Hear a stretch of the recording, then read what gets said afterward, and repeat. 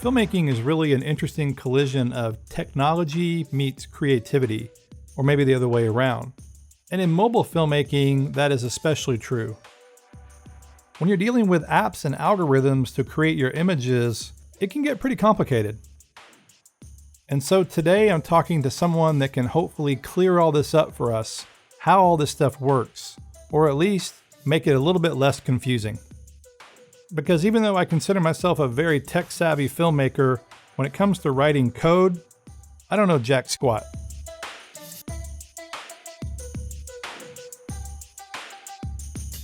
Hey guys, Blake Calhoun here, and another episode of Almost Professional, a podcast about mobile filmmaking, DIY filmmaking, indie filmmaking, really all things filmmaking. And today my guest is the CTO, that's the Chief Technology Officer of FiLMiC Pro, Chris Cohen. You might have heard me mention him in the past when I talked to Richard Lackey. I said how we discussed Chris a little bit and how smoke came out of my ears when I talked to him at NAB. And so in my conversation with him today, I try to get him to talk in layman terms. And for the most part, I think I understood what he had to say. And I think ultimately you will too. We primarily talk about FiLMiC Pro, obviously, but we touch on Apple and other elements and trends in mobile filmmaking. Before we get into the conversation, just want to remind you guys that I have several courses that relate to mobile filmmaking. I have a course on FiLMiC Pro called The Complete Guide to FiLMiC Pro. I have a new course on LumaFusion, how to color grade your FiLMiC Pro footage in LumaFusion, or any footage for that matter. You can transcode and bring things into LumaFusion that was shot on other kinds of cameras.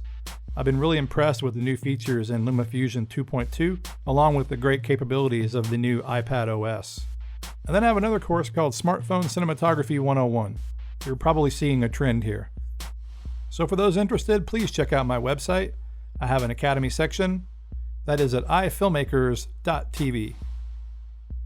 So now, here's my conversation with Chris Cohen.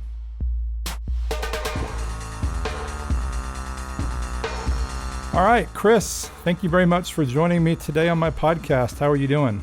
I'm great. How are you? I'm doing well. What I want to do is jump right into it and ask you, is FiLMiC Pro log version 2 a true log? Inquiring minds want to know. No foreplay at all? You're just going to jump to that question? Jumping right in. All right. Well, I guess I'll try to explain this in a way that doesn't sound like complete word salad. I've been accused of talking like a sphinx before, so I'm going to try and... layman terms a little bit, but mixed in with your science, whatever you want to call it. Sure, absolutely. So when we talk about the word, I just want to step back a moment and just talk about that word log. That's short for logarithmic. So I don't get to redefine what that word is, right? No one does. That is a mathematical way of expressing the profile of a spline. That's it, right? I can't call something log. Right. I would be lying. Right. Right? Okay. However, there are certain there are certain intensities to that curvature, right? And we don't go with a log base 2 spline because that would not be supported on 8-bit, right? Okay. So we do log bias curvature as much as we can without wrecking the footage, and get it's a tricky one, right? Because there's a balance between getting more out of the footage, but if you push it even further, you start to get less. So through a lot of testing and charting, we actually have found a good logarithmic bias that we feel is a great balance of giving benefit to the user and not actually wrecking their footage in the product. So the fundamental question is it true log? And well, yes, it is mathematically a log biased spline. There are some limitations on mobile, obviously. On Android, for instance, we can define splines directly in Gamma. We cannot do that on iOS. So we have resorted to a variety of techniques on iOS to kind of compensate for that. One is a kind of remap where we linearize the footage as best we can, and then we apply a logarithmic spline to the footage. The other technique is just augmenting the spline until it approaches a logarithmic spline. There are complications with that, though. And forgive me if I'm sounding like absurdly boring here, but maybe your listeners have heard of something called local tone mapping. This is something that we see on many recent generation mobile devices. And it's essentially an image processing pipeline that's happening way up the chain. And it's trying to pull up shadows and compress highlights opportunistically. As you can imagine, this makes our job very complex in trying to provide logarithmic footage on mobile. But we do the best that we can. And I feel like the result is compelling, considering the limitation. Yeah, so I mean, the argument I get routinely in YouTube comments and on Twitter is that it's not a real log. And I think what they mean by that is they are comparing it to ARRILOG or something. And that's really apples and oranges as far as dynamic range goes. Would that be the right way to say that? Yeah, we just don't have 14 stops of native dynamic range, right? It's just not there. Right. So this is a case of, what can we do to enhance capture that gets the most out of the 8-bit source, right? So in 8-bit footage, there's something called gradient expression, like the capability of like an 8-bit value to express dynamic range. And you're really limited to 7.5 or 8 stops, depending on who you talk to. That's it. So you really have to find a way to cram more dynamic range in that container. And that does require sometimes reorganizing the gamma spline. That's where log becomes useful. With a logarithmic gamma, you can actually pack more tonal dynamics into that 8-bit container than you would otherwise.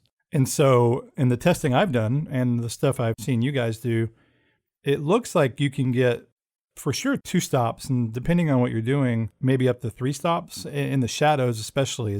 Would that be accurate? Yeah, that would be accurate. But I don't want to give people false expectations here. You can get an extra 3 stops under very, very specific circumstances. Right. We're talking even diffused light or the tone. So I do not want people to think that they can just pick up FiLMiC Pro and they're just automatically going to get +3 stops. It's very situational dependent. And as you know, like the craft of filmmaking isn't just about capturing light, but it's controlling light as well. Sure, absolutely. And you absolutely should be doing that. Well, let me ask you this related to log version 2, log v2. What is the biggest difference between that and log version 1? Because I use log version 1 a lot, and I really liked it. I don't think I got much additional dynamic range, but what I really liked was that it, and I mean this in a good way, it softened the image. It gave it a more cinematic vibe, I guess. It took the electronic edge off. It was more desaturated. It was milkier than the current log. And I'm not saying, because I know you can go in and customize the settings to however you want. You can lower the saturation and that kind of thing. But what is the main difference, and why did you guys do log v2? Was it because of the Apple side, the sensor, or is this something you guys have been developing for a while?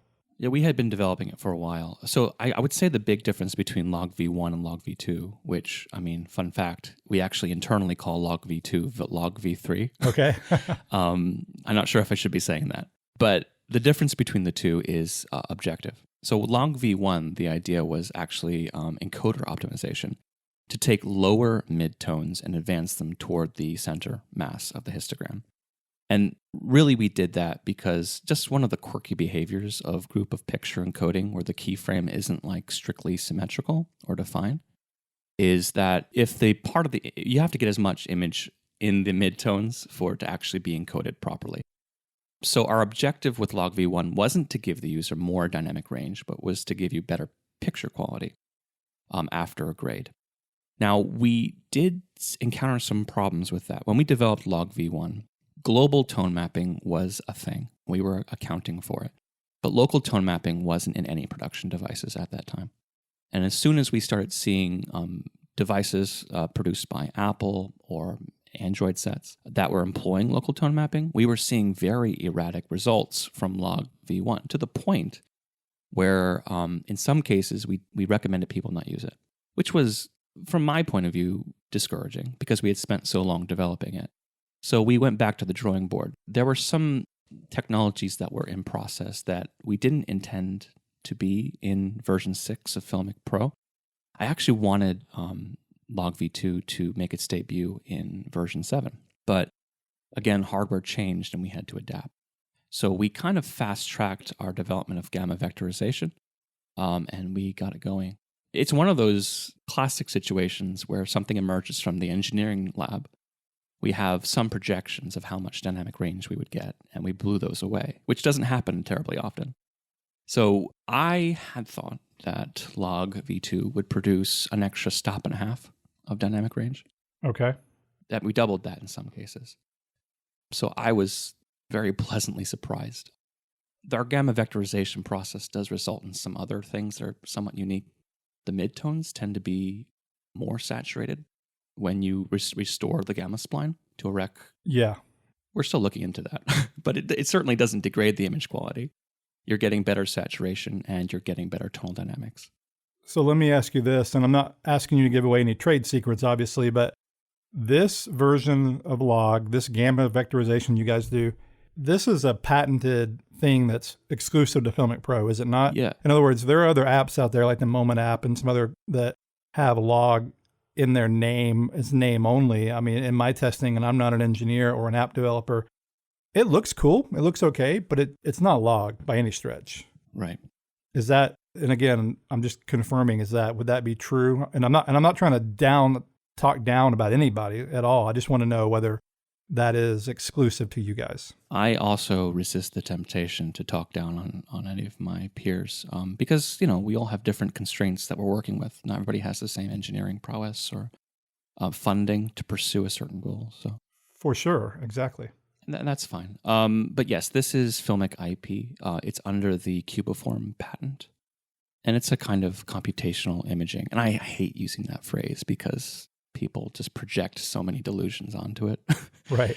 But essentially how computational imaging works is you have an incomplete description of something and you fill in the gaps or you make corrections. It's not unlike, if I can describe it this way, writing an article and then using spell check to correct the deviations in that article, deviations of spelling, grammar. It's essentially the same thing. I hope that wasn't too confusing. No, I think that makes sense. But so it is fixing mistakes in quotes? Yeah. So I don't want to get too in the weeds here, but if you think about color as like an RGB volume or a YUV volume, I'm not talking channels here. I'm talking about the entire color model itself. Okay. Then you can start manipulating it in different ways. But one of the problems that you find is that not all of the color information is of the same quality. So midtones and upper midtones tend to be the highest quality parts of that volume, right? But when you start diving down into the shadows, there's stuff down there, but it's not very good, which is why, it's generally unadvisable to kind of crank that stuff up toward lower midtones because the quality of that part of the RGB cube or the YUV volume is relatively low. And that's why we employed gamma vectorization to kind of spell check that part of the YUV volume. Okay. And just for people that don't know what gamma vectorization is, and myself included, I understand the big view of it as far as it relates to log V2, but could you give me layman's terms on that too? Yeah, no problem. So obviously color and images have various attributes that describe them, right? Gamma can describe the tonal characteristics of an image. Chroma describes the color attributes of the image. And then you go down into things that the color volume can express, albedo and stuff like that. But gamma vectorization is essentially an approach to adjusting gamma that is not channel-based. It's volume-based. So without giving too much away here, when you try to adjust gamma in a volume instead of by channels, then you can do things like exchange color information for higher quality tonal information. And we do this near the root sector of the RGB cube, where there is stuff down there. We can use it, but it needs to be repaired. So one of the trades that we make is that we exchange what is already low quality chroma information for higher quality tonal information. And that's how we can achieve so much in that 8-bit container. Yeah, I've noticed, and I've had people say that they hadn't seen the same. Even in skies, when I shoot skies, which even with 10-bit video, sometimes you can get banding. And I've noticed with log V2, the skies, blue skies, are pretty crisp, and there's really no banding, and I guess that's part of what you're talking about. Yeah, exactly. We exactly, posterization banding in the skies is one of the first tests that we run when developing a new process like this. Any kind of image processing, whether we're doing filters in First Light or whether we're working on the image pipeline in FiLMiC Pro, people don't want banding in their skies, as it turns out. So we spend a lot of time on that. Now, we did have to make some compromises here and there, right? Like I said, we do sacrifice some chroma information in the shadows, but it's not very high quality down there anyway. So I feel like that's a reasonable trade to make. So you are the CTO of FiLMiC Pro. Tell me what that job actually is. What is a CTO? I know it's Chief Technology Officer, but what do you do on a daily basis? Well, we're a small company. So, I mean, I don't have the luxury of sitting in a glass office barking orders at underlings, right? I'm down there in the weeds with my team, and we are making software happen every single day. I work closely with my CEO and founder, Neil Barham, to develop unique and compelling front-end experiences. I work with my product manager, Elliot Fitzroy, and we kind of bring the whole team on in a collaborative sense. We have the saying at FiLMMAKING, good ideas don't care where they come from. So organizationally, we do have a hierarchy here, but we try to keep it flat in terms of, who can offer what opinion. Everybody is heard. And everybody's a part of it. And, small companies don't have the luxury of having a bunch of specialists in them. So whereas I do determine technical direction and work on specialized pieces of IP, if there's a need, I'll jump in and I'll build a collection view or something, or I'll write a shader. That's the nature of my job. Yeah. Well, it's funny because we have a very similar philosophy on movie sets, at least on my movie sets when I direct. I mean, anybody can give me input, and I'm not it's funny, I'm so open on set sometimes, maybe to a fault where, Grips or someone may be coming up and saying, hey, what if they did this, that, and the other, Yeah, that's great. But I think especially on small, again, most of my jobs are fairly small crews, but there is a hierarchy, but it is good to get all kinds of input. So that's interesting that you guys work that way. Yeah, it was hard to get into that headspace because, when you're used to working in other kinds of environments, sometimes somebody else's idea can seem insurgent and challenge you directly. So it's just something all of us had to get over. Yeah, good ideas don't care where they come from. And there's plenty of really great features in FiLMiC Pro that Neil didn't come up with, I didn't come up with. Those came from people in QA. They came from engineers. They came from people in marketing. Like, good ideas don't care where they come from. And FiLMiC Pro is a product of that. That's great. Where or how long have you been with FiLMiC Pro? Actually, I just hit 5 years 2 days ago, I think. Okay. Well, I mean, you weren't there in the beginning, but in the scheme of things, I think FiLMiC Pro started in 2012, 2011, something like that. Yeah, something like that. Yeah. So you've been around for especially the recent successes, because when the phones have gotten so much better. I mean, originally I liked FiLMiC Pro because you could shoot 24p.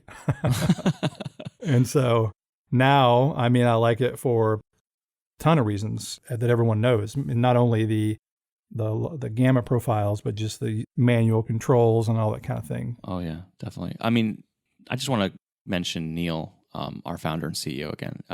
He put FiLMiC Pro together at a time when nobody believed that cinematic quality video on a smartphone was going to be anything but a punchline of a joke. Now, hold on. There's some people that still say that. Yeah, but there's less. I mean, it's a lot less. I'm teasing, but it's a lot less. I mean, there's a sea change going on, and I liken it to what happened with, and you remember when this happened, DSLR shooting. Without question. For cinematic applications. I say this all the time. When those first came around, they were laughing stocks. I remember they were just the punchline of every joke. Everybody thought it was hilarious, and then they just absolutely consumed all kinds of segments, television, news. It was remarkable. And I definitely think there's a place in this world for high-end mobile video, professional and amateur, sure. Absolutely. No, I completely agree. What is your background before are you an engineer, or what did you do before FiLMiC Pro? Sure, I was a mobile engineer and I worked in a few firms, but before that, I was actually a commercial artist. And I had done, actually most of my commercial art was in the typography field. And I did some embedded engineering on the side and things like that. But yeah, I come from the vantage of the artist, not necessarily the engineer. Now, I have always loved the math of it, especially since statistics overlaps with image processing so much and in so many surprising ways. I built a few light meters over the years and things like that. Actually, one of my first apps was let's see here. I made an iPhone 4 transmit Morse code through the torch. Okay. In a series of flashes. And I had another phone kind of absorb or get that message and spell check it and make it into a message. But I've always been fascinated with that sort of thing. But when Neil reached out to me, it gave me an opportunity, a rare and unique opportunity to realize an intersection of my greatest loves, which is videography, photography, art, and engineering. And I'm doing what I love, thanks to him. No, that's great. And I was talking to Richard Lackey recently, and he mentioned we actually brought your name up because you guys talk on a little different level, when it comes to engineering and technology and that kind of thing than your average filmmaker for sure. But he said one thing that he really likes about what you guys do, and you've alluded to that a little bit here, is a lot of it ends up being problem solving. Oh, yeah. Ends up being, you've got these limitations, but the limitations can make you more creative in what you're doing. That's probably the thing I love the most about it. We were building a remap pipeline for mobile videography before these devices were really supposed to do that sort of thing. Okay. And in the early days, I remember we were sending very early builds of FiLMiC with our Gen 0 log to productions because they just wanted to mess around with it. And yeah, they were actually taking these early builds of FiLMiC Pro with log and they were actually packing them in ice between shoots because the devices would get so hot. Oh, right. And you may have heard that anecdote before. No, I hadn't, but I've had my phone burn my hand practically. Oh, man. Yeah, absolutely. So I feel the hardware is finally catching up to that. Yeah, the 11's great. It doesn't absolve us as engineers of finding creative ways to work around those limitations. And that's the thing I love the most about this field is we're not making a little collection view app that pulls images from a server. We're diving down deep into the hardware and we're trying to make a solution for professionals without burning their hands. Yeah, exactly. Well, one thing that's interesting about what you guys do, and it's really kind of what all of us do that are involved with mobile filmmaking, is we all have a very unique relationship with Apple or any smartphone smartphone manufacturer or company. And so what is your relationship like as a developer with Apple? Do you guys get any insider information, so to speak, about what's coming next? I mean, I know you guys at FiLMiC Pro were fortunate to release your double take app and you got to go up on stage with Sean Baker and that was pretty cool. So do you guys have, I know you have a relationship with Apple, but are you able to make suggestions to them about, hey, this would help us make the video better, or do they even listen to you, or are you in that pipeline at all? Right. Let me choose my words here. We have a very unique relationship with Apple. There's two-way communication. The nature of our relationship with Apple and what they share with us, let's say. Right. I can't go into detail. Okay. But I will say this about Apple, that they are very keenly interested in the needs of high-end mobile video shooters now, in a way that I haven't seen that interest from them in a while. Well, that's good to hear. Yeah, it really is. There's not too much more I can comment on that, but we do have a special relationship with them. No, that makes sense. I understand. I just think it's interesting because one thing that's frustrating about Apple for filmmakers in particular is since you don't know what's coming next because they keep everything, close to the vest, it makes it hard to plan, like, I'm going to buy this computer, I'm going to buy that iPad, I'm going to buy. Sure. And so I just wondered if it was a similar relationship with you guys as app developers. And it sounds like it kind of is and it kind of isn't. So I get it. Yeah. There are other ways to determine what's coming down the proverbial pipe. Yeah, for sure.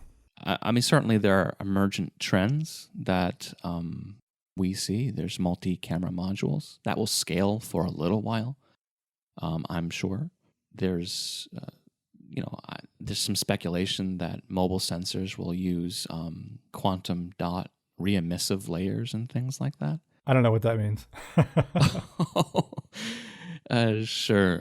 It's just a way of utilizing more of the light that's being deposited on that sensor. Would that be a larger sensor too? Or is that? No, it doesn't need to be a larger okay. sensor. In fact, in this way, it's actually advantageous that the sensor is small because the process is so expensive per square millimeter. And that could be beneficial to video and photo? Oh, yes, absolutely. There's a few technical challenges that technology has to overcome first. It's maturing very rapidly, and I look forward to seeing manufacturers use that. Obviously, there's some really creative things that a lot of manufacturers are doing right now. They're coupling monochrome sensors with sensors dedicated to, recording color. Obviously, there's the Litro kind of. Right. Now, I've seen that. Yeah. Yeah. Focal field reconstruction, things like that. Mm-hmm. Yep. There's all kinds of interesting things that are happening. But one thing that, as we see these new technologies emerge, you have to understand that consumers ultimately determine how this technology will evolve. And I think that's one of the things that can be frustrating for high-end videographers who want an image capture solution that's specialized to do exactly what they want to do. But that won't be the case, right? Because for the time being, at least, these image capture systems on mobile phones are optimized for still image capture. And they will be for the foreseeable future. And there's absolutely nothing in the world wrong with that. Again, it's just limitations that we have to work within. Well, do you think that you will ever have the ability to grab the video image before Apple touches it? In other words, to almost like not a raw image necessarily, but something like before HDR or before their tone mapping, anything like that? Yeah, I can't. I really can't speak too particularly. Even speculating what Apple may or may not let developers have access to can be problematic for me. Okay. So I'm sorry about that. No, that's no problem. What about, you mentioned different sensors and stuff. What are your thoughts on the 8K video from the S20 and how could that work or not work with FiLMiC Pro?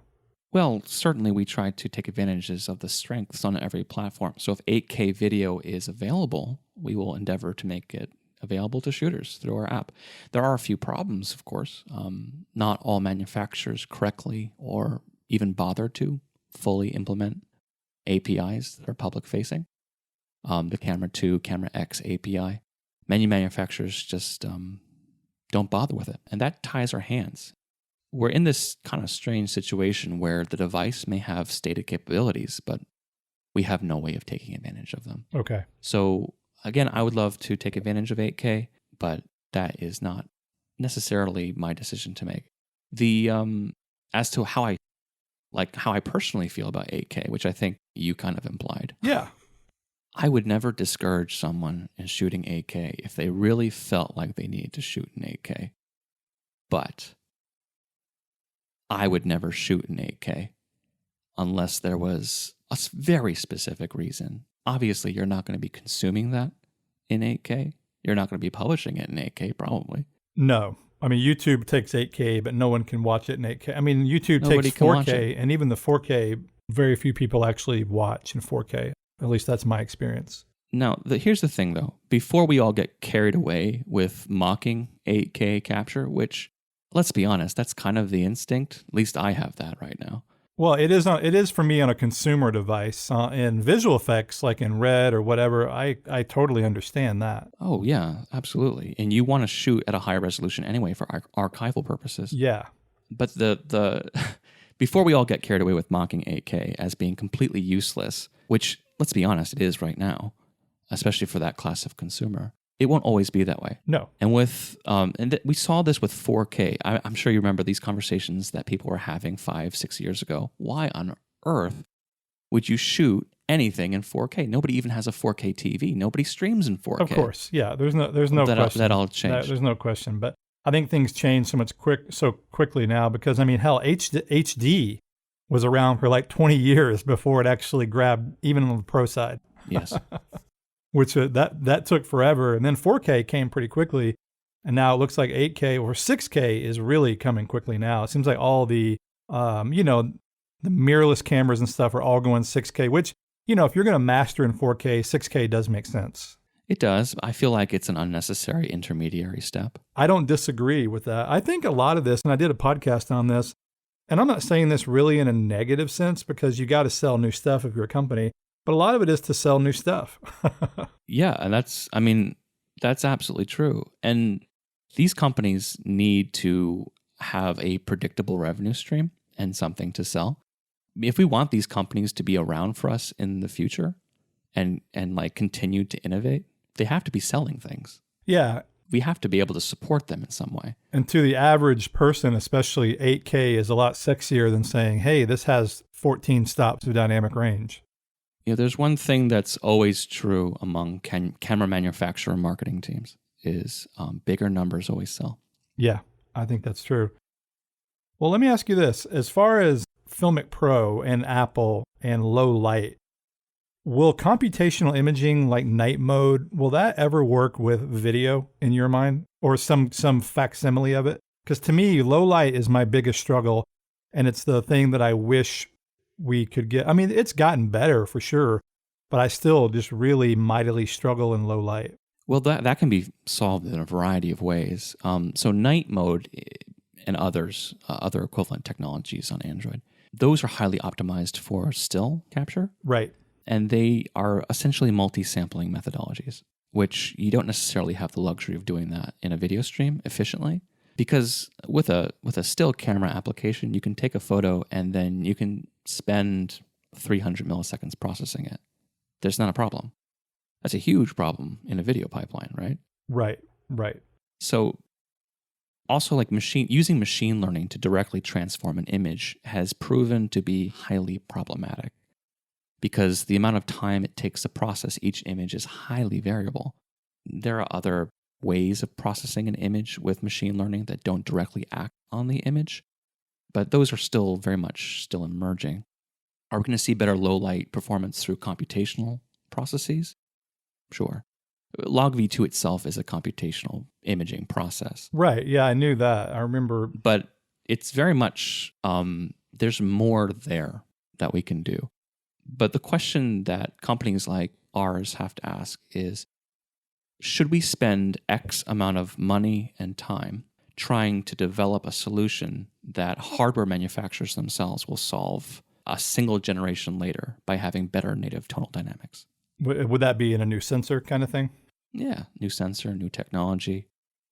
Sure. Okay. So we are in, FiLMiC in particular is in this situation where we do want to outpace what's available, but we don't want to run so far ahead that we're actually solving problems that are scheduled to be solved anyway. Okay. I never really thought about it like that. That's an interesting perspective. As the filmmaker, as someone using the app, I'm just looking at it from a pragmatic point of view, how to make it better for us like today. Yeah, I agree. It's challenging. We work with several professional outfits who use FiLMiC Pro for a variety of applications, news, commercials, documentaries, and film. For them, you just have to employ artificial light, and in some cases, in post-production, do day-night transitions and things like that. Really, working with mobile photography is similar to working with first and second generation digital cinema camera systems. Yeah, I could see that. Now, were you involved or did you consult at all on there was a YouTube video, it wasn't really a video, but a group got together and recreated some scenes from Nightmare on Elm Street? We had a member of our team on site. I was not directly involved in that. Okay. But yeah, we were aware of that project. It was they did a great job. I thought they really did. Low light stuff looked really good, and I was just going to say they used a lot of, and I do the same thing. I use artificial light. I use all kinds of, I can use sunlight, and again, I'll bring up the Richard Lackey conversation I had. One thing that, and you mentioned this at the beginning of our conversation today, one thing that the tone mapping does that is super frustrating is you're shooting in low light. You've got like the shadow side, and then you've got the lit side, whatever it may be. And the lit side is perfectly exposed and the shadow side is dropping off like you want it. But then the AI starts adding noise to that. Right. I think of tone mapping as the grandmother that always gives you a present at Christmas time, but it's not the one you want. Okay. That's pretty funny. And that's true, by the way. It is, yeah. But again, like You can't get too frustrated with dynamic tone mapping because it's intended for processing still images. That's its job, right? And it's also being used for video. I see. I didn't really think about that because in stills, you're not going to have the dancing noise. I mean, you might get some noise, but it's static. Right, absolutely. And with video in particular, you have this thing called continuity, right? Where you might have a panning shot, or you may have a scene that's moving around and like light sources are changing. When you're taking a series of stills, that's not variation from shot to shot isn't especially catastrophic. Right. But it is for video. But these are problems that are being solved iteratively. I don't know if you've noticed, but the tone mapping, especially on the Apple products, has become less aggressive and less destructive. In the previous generation devices, we saw some strange artifacts with skin tones and things like that. So those have been since corrected. Yeah, the 11's much better than 10S Max for sure in that regard. Absolutely. And they're continuing to iterate on that technology, and I have no doubt that it will be better in the future. Will it ever be gone? I don't expect it to be gone. There may come a day in the future where Apple allows us to have an uncompressed buffer stream that was delivered before upstream image processing. Who knows? I don't know. I can't make that. I can't even speculate to that end. Well, can you speculate on 10-bit video? Do you think there'll be 10-bit color? Is that a reality or is that fiction? It's fiction.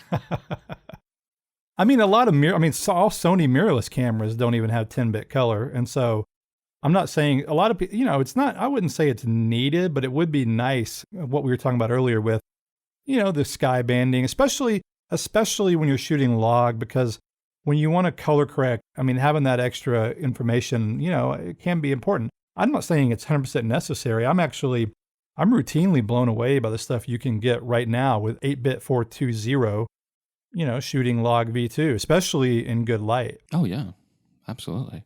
Yeah, good light, 420, there's nothing in the world wrong with it. 8-bit, yeah.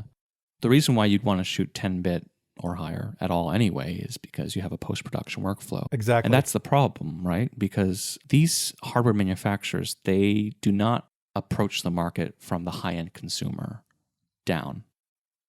They approach the market from the low-end consumer up. Yep. Right. That's where their sales are, for sure. Exactly. And again, there's nothing in the world wrong with that. And if I was in their place, to be honest, I would probably do the exact same thing. Because at the end of the day, they need to, put their kids through school and somehow scrape enough money together to pay their mortgage, though I think they're doing a sight better than that. Yeah, just a little bit. Well, what about, if not 10-bit internally, what about the idea, like with LumaFusion, how you can, and with FiLMiC Pro actually too, but it's not the full signal, but sending a signal out of the phone like you can with some DSLR or mirrorless cameras and capturing it with a recorder. Do you think they would ever open that up, like having a clean 4K signal coming out of your... That is a great question. Like maybe with USB-C, if they can add that to the next generation phone, I don't know. Yeah, so I don't know if USB-C is coming to the iPhone. So I'm sure it is. Apple is listening. Seems like Okay, fantastic. I have not been disclosing that. I have no clue. But if it is, there would be enough bandwidth for a raw pixel buffer stream. That could be pretty interesting. Again, I'm looking at it from a pure filmmaking perspective.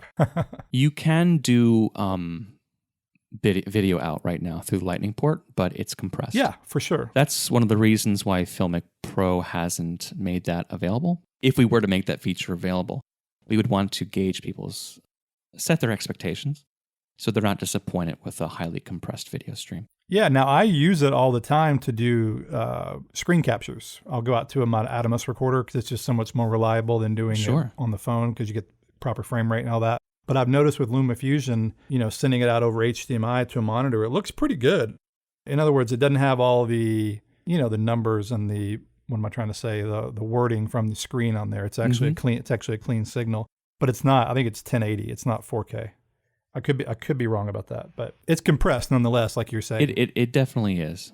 So for our particular audience, we've decided not to go forward with that at the moment, but that might change. Well, let me ask you just a couple more things related to, I mentioned double take earlier, and double take, as I understand it, there's an icon already in FiLMiC Pro. Yeah. And it will be implemented, I believe, in a larger capacity in version 7. Is that the case? That's a great question. we are actually still having internal discussions about the nature of that update, actually. Okay. So I may say something in the next 10 or so seconds. I would encourage you just to be mindful that things might change. So one of the things that we've experienced with Double Take is people are using Double Take in radically diverse ways and in ways that we could have never possibly expected them to use multicam. And to be honest, it's given us pause. And we're thinking, hey, maybe this needs a dedicated user experience. Maybe we shouldn't dilute this user experience.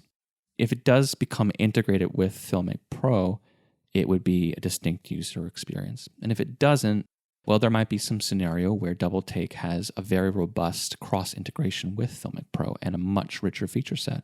Yeah, that's kind of what I was getting at. I've used it and I like it. I did a video on it. Yeah. But for me, for what I do, I just need more control. It's the reason I don't use the native camera app on the iPhone. Right. Yeah. I want to be able to set my shutter, my bitrate, my everything, and then I want to be able to use the different gamma profiles. Yeah, absolutely.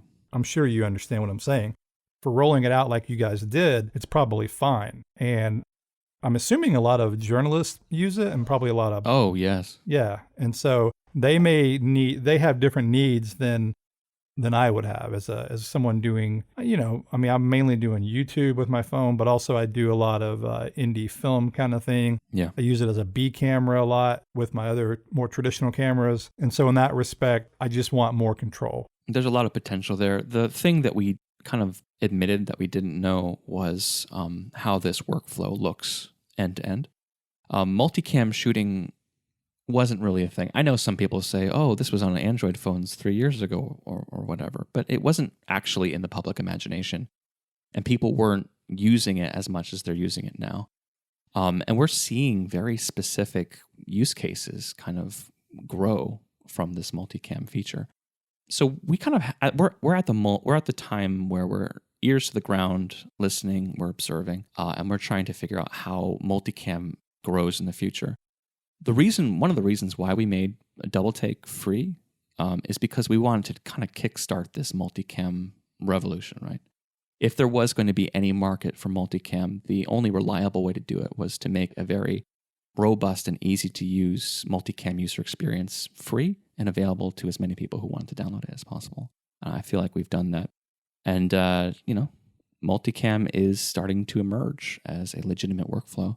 And I look forward to seeing how it grows in the future. Will it have the ability to shoot 4K though in the future? In other words, is that a hardware limitation? That's a great question. Yeah, that is a hardware limitation. But before you get too discouraged about that, this is very much a chicken and egg situation. If there is interest in multicam, then the hardware manufacturers will continue to support that feature on a hardware level and make it more robust. If there isn't interest in multicam, it might get deprecated or it may be deprioritized. So again, that's why we made Double Take free. We want people interested in multicam. We want people to use it. And if there is sufficient interest around multicam, then I have no doubt that hardware manufacturers will take interest in it as well. Yeah, I think that's probably true. A little bit of a supply and demand idea there. Right. What about, you mentioned FiLMiC Pro version 7, and I know you can't say a lot. I have different discussions with you guys, Kevin, et cetera, about, where things are going just because I'm interested as a filmmaker in my YouTube channel, et cetera. Sure. But is there anything that you guys are going to be putting in version 7 that you could give us some hints towards? Is it going to be more of a, let me rephrase that. Is it going to be more of a UI redesign? I mean, now that we've seen Double Take and we've seen First Light, I'm starting to see a little bit of more modern looking user interface. Is that kind of what we're looking at? Or are you guys going to be adding new feature sets? Well, I can talk about one half of your question. Okay. Yes, the UI will be updated significantly. I mean, I think that's a no-brainer, but I was just kind of curious. So Sure. Yeah, that is a no-brainer. We have had people kind of point out where the V6 UI succeeds and where it fails. And we've been very mindful of that. We've been talking to filmmakers like you and others about, what do you want? And we kind of hear a similar refrain, right? So we will be accounting for that in the future. In regard to feature set, I mean, obviously I can't talk about that. Come on, man. I would love to.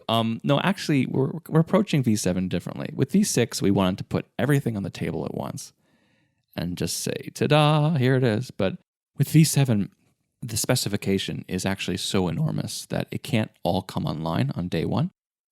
So V7 is going to be in the market as a fully conceived application with some very compelling features, but it's going to continue to evolve and evolve rapidly over the first 6 months to a year of its life. And I think you'll be surprised and delighted in the way that it grows. That's a good tease. I guess one question I have related, and this is just me wondering, and I get this question a lot, but the number one battle we have with shooting smartphone video and trying to make it look professional, make it look cinematic, is locking the shutter at 148. Yes. Is that something you can do in the app, that you can just set it to where that's a preset and it just instantly locks it? I understand that you have a fixed aperture and that the phone will adjust the ISO depending on what you're doing, but it would be so nice just to be able to set that, and then you do adjust the ISO. That way you don't have to mess with the shutter. You use ND filters or whatever. Is that a hardware thing, or is that something that can be put into the app? I can answer part of that question, I guess. So it is a hardware limitation. The light meter available to us on iOS devices is extremely limited in that you can't do like an ISO priority or a shutter priority. It's just impossible. Except it's not. So we built a photo app called First Light. Sure. And it does have shutter priority. And it does have ISO priority. But it's not because there's anything that, Samsung, Huawei, or Apple gave us. We actually built that light meter from the ground up to do those priority modes. Will that ever be in FiLMMAKIng? Who knows? It would be nice. Okay. I'm feeling it. Maybe we got something coming in the future. Maybe. Who knows? 2 more questions. I guess let me jump over to, and this is speculation for sure, and if you can't answer this because of your relationship with Apple, I understand, but iPhone 12 is coming out later this year. Where do you see the iPhone going as it relates to mobile video and mobile filmmaking? I keep hearing, and I've asked a couple of guests on my podcast the same question, and no one really knows, but I mean, you're so involved that you would have an educated guess. I've heard they're going to take away the ports. Maybe not this version, but the next version, everything will be wireless. Or they may even do away with the mobile phone as we know it. It could be more a wearable device, glasses, or, the watch or what have you, which in that case would be a different conversation. Yeah. But as far as where mobile video goes as it relates to the iPhone and, features and functions, what are your feelings there? Well, I will say that when Apple discloses FiLMMAKIng on anything, it's on a very much need-to-know basis. So they don't share with us roadmap items that are way down the pipe. So right. Your guess would be as good as mine. I have no idea about glasses or wearable technology that they're developing. So hopefully that insulates me from what I'm about to say. So just speaking broadly, not necessarily of Apple specifically, we kind of have this idea in our mind that the mobile phone will be the form factor of mobile device that we will continue to live with for the foreseeable future. I feel like that assumption is fundamentally flawed. I do think that form factor is going to be challenged. We're already seeing manufacturers challenge that with foldable phones. And the reason why that gets press and that resonates with people, even if those particular devices don't necessarily take off, is people are looking for a change of form factor. They want it. We've all been living with the modern smartphone as we know it for a very long time. And I think it's ripe for change. Now, that said, there are some rules as to how and why consumers adopt devices en masse. Rule number 1, user does not want to replace one thing with 2 things. Okay. Right? So there's never going to be a point in the future where a user is going to give up a single phone and replace it with a pair of glasses and a watch and a magic waistband and hover shoes. Right. That's a good point. Right. It's just not convenient. So whatever's coming in the future will likely be a replacement. It won't be something that we add to this system of gadgets. No, I think that makes sense.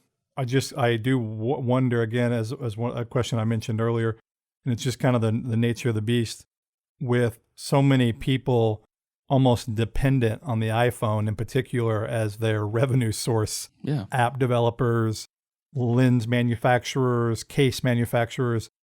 While a redesign can be an opportunity, it can also, in my estimation, could be devastating in some respects too. And again, I know like with the ultra wide lens that came out recently with the iPhone 11, that really did hurt a lot of these lens companies. No, you're absolutely right about that. That's why you saw a lot of lens companies kind of like compete for what is already a very small anamorphic lens market. Yes, exactly. So yeah, it's problematic. And every time you see, I hate to keep bringing up Apple here, but they tend to be the standard here with mobile videography.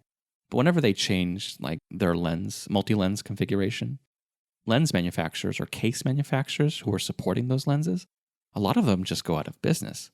They just can't afford to change their tooling. So yeah, it's very disruptive. On the software side of things, if we do experience a huge form factor shift that requires us or others to like write new software, that'll be just something we have to go through as an industry. Yeah. I can't say whether I like it or not. If it's going to happen, it's going to happen. And we have to be flexible and adapt to it. But filmmaking has always been about flexibility and adapting to the tools that are available. And change. And change, absolutely. There's always this current of same, and there's this current of difference in mobile or just videography in general. The techniques of videography and filmmaking haven't fundamentally changed throughout the years, but the tooling has. Those two currents will continue to run parallel for the foreseeable future. Yeah, I say that all the time. You learn the basics of cinematography or the basics of editing or whatever, they still apply regardless of the device you're using. Absolutely. That's why I think mobile videography is just, it's like the Super 8 camera of our generation. Yeah, I think it's a good analogy. Maybe Super 16, I don't know. Super 16, yeah, maybe. Maybe let's get the Super 35. Let's do that. Yeah, maybe one day. Okay, last question. You mentioned earlier, and you said it was kind of funny, you guys call log V2 log V3. One of the reasons a lot of people find me on YouTube is because I do a lot of videos on log, and I have LUT packs and that kind of thing. Log V3, is that something that might be coming? And again, I know you can't say exactly, but is that something that may show up in the future with the with version 7, or is that in development? Can you comment on that at all? Well, yeah. Maybe I know the answer to that question. Yeah, I could say that I'm not going to comment on that, but that would be disingenuous, and you already know the answer to that. Yeah, we're always working on successor technologies. What they're going to be called, that's not really my call.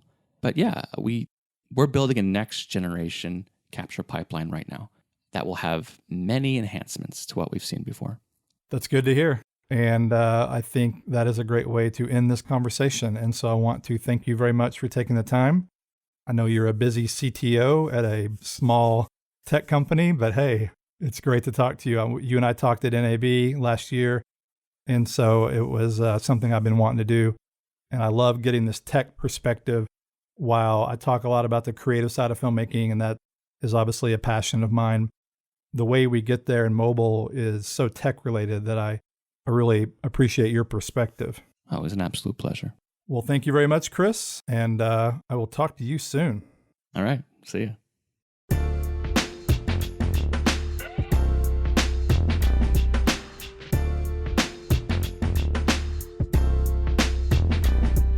Well, I learned a lot. How about you guys? Overall, I thought Chris did a good job, though, explaining it in more layman terms, and especially the stuff like gamma vectorization and that kind of thing. So while I definitely don't understand everything, I don't really need to, because as filmmakers, it's great to understand the tech to a degree, but in the end, we're using these tools to tell stories. And in that regard, one thing I really like to hear that I didn't know was that Chris was an artist. And so he brings that perspective to the tech side. That's really pretty cool. And the founder of the company, Neil, is a filmmaker or was a filmmaker as well.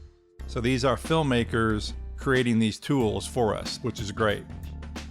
It's always great to have people that understand what we're going through as filmmakers. They understand what we're trying to achieve because they're using the tools themselves.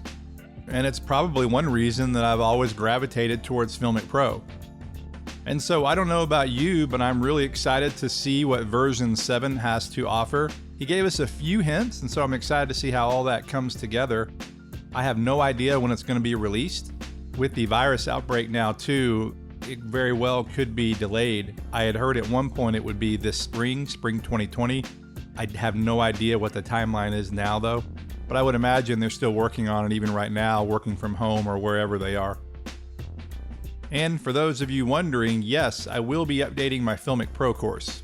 The current FiLMiC Pro course will still live. That's based on the version 6 of the app, but then I'll create a new course or an updated course around FiLMiC Pro version 7, whenever that may be. Don't forget, if you're interested, to check out my new LumaFusion color grading course. And also, of course, I put out weekly videos on YouTube. And my plan is to continue to do that, even though right now I'm working from home, and so my setup and my resources are a little bit limited as compared to working out of my studio. But my plan is to keep those going. So stay safe out there, guys. Stay home. This is Blake Calhoun, and this has been another episode of Almost Professional. And I will look forward to talking to you in the next episode.